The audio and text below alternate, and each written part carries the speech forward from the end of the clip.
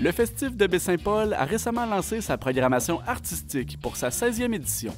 Mais d'avoir Voivode dans un pit à sable avec des carcasses de chars, du feu, à minuit, ça va être légendaire, vraiment. Plus d'une centaine d'artistes performeront sur les 38 scènes du festival qui se déroulera du 17 au 20 juillet 2025. Clément Turgeon-Thériault indique que le dévoilement des spectacles se veut le résultat d'un travail de longue haleine. On assiste à beaucoup de travail là, dans les 8-9 derniers mois. Bien, je dis ça, puis c'est même, ça peut se compter en année, parce que tu sais, des artistes, on réessaye à chaque année, puis à un moment donné, ça marche. Fait que tu sais, il y en a là-dedans que c'est du travail qui a commencé il y a 5-6 ans. Fait que c'est toujours, même si ça fait 16 ans, c'est toujours enivrant. Ma voix en témoigne, c'est comme une chute de pression là, que je vis présentement, mais on a déjà les bons commentaires. Je pense que les gens nous font confiance aussi quand je présente ça.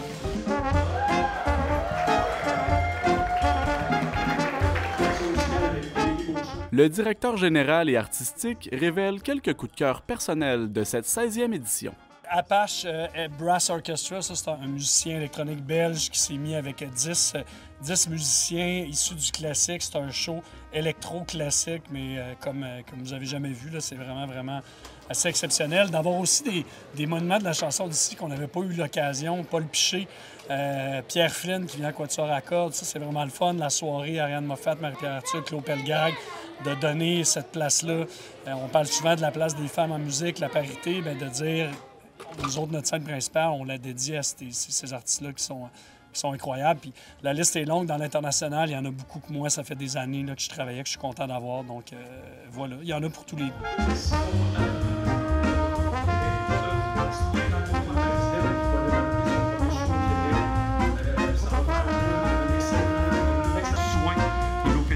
Quelques participants à la soirée se sont dit ravis de la programmation annoncée.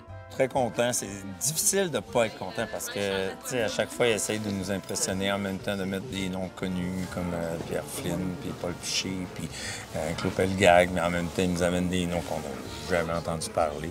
J'ai manqué aucune édition, donc je suis très content. Puis je fais partie de la programmation depuis quelques années, donc je suis comblé ce soir.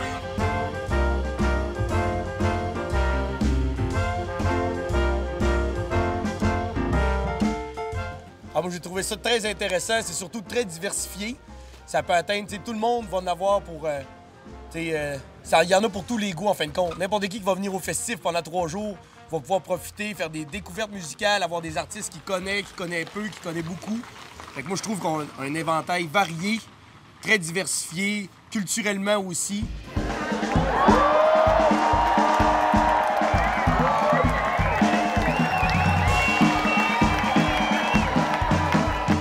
Un résident de la région qui assiste depuis les tout débuts au Festif de Baie-Saint-Paul indique avoir observé une évolution positive des artistes au fil des années. Je pense que l'international a pris beaucoup de place. Je pense que là, on entend la Pologne, on entend l'Ukraine, la Russie.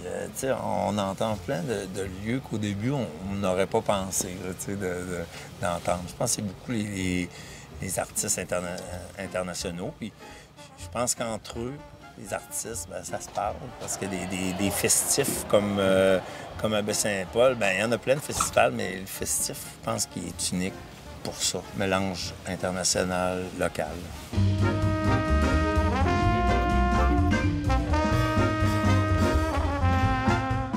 Malgré le record d'affluence qu'a connu le festif au cours de sa dernière édition, Clément Turgeon-Thériault ne vise pas à faire exploser ce nombre cette année.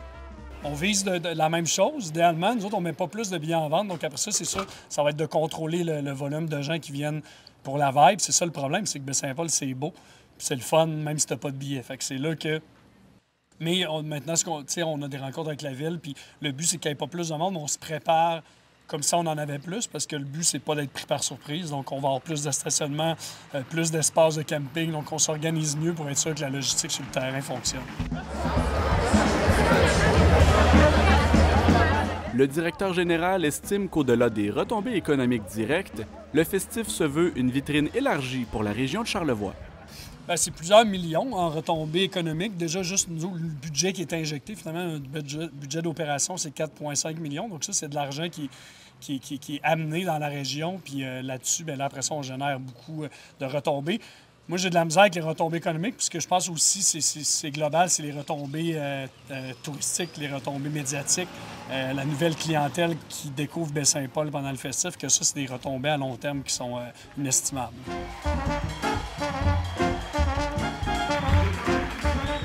Plus de 45 % de la programmation du festival sera de nouveau gratuite cette année. Pour connaître davantage d'informations sur l'événement, la population est invitée à consulter le site web du festival.